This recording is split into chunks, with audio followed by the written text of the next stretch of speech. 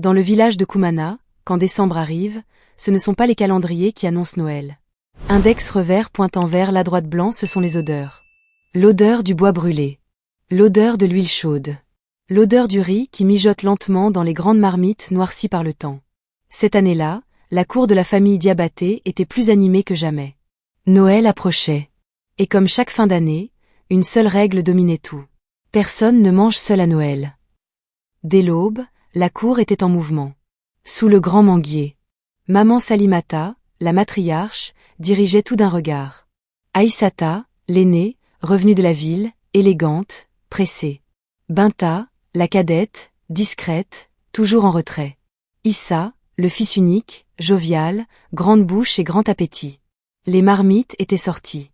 Le riz lavé à grande eau. Les sauces préparées avec patience.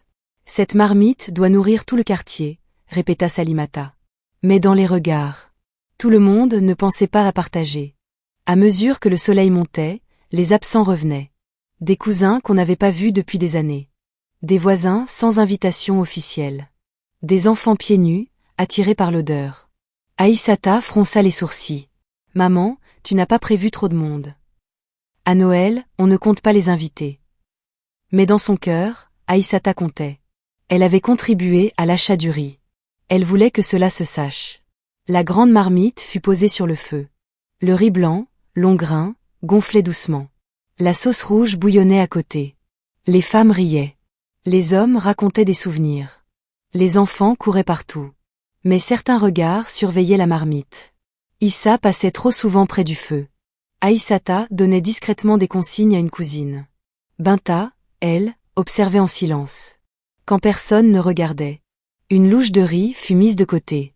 Un morceau de viande disparut. Un plat fut discrètement couvert, pour plus tard. Binta vit tout. Elle se souvenait des Noëls passés, quand il n'y avait presque rien, mais où tout le monde mangeait ensemble. Elle sentit quelque chose se briser. Le moment du repas approchait. Les assiettes furent alignées. Les enfants assis par terre. Les anciens installés à l'ombre. Salimata leva la voix. Avant de manger, on remercie. Le silence tomba. Au moment de servir, un problème apparut. La marmite n'était pas aussi pleine que prévu. Les murmures commencèrent. Pourtant, il y avait assez. Comment est-ce possible?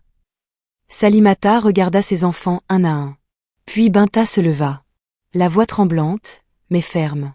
La marmite n'est pas vide à cause de la quantité. Elle est vide à cause des cœurs. Un silence lourd s'abattit. Elle raconta tout.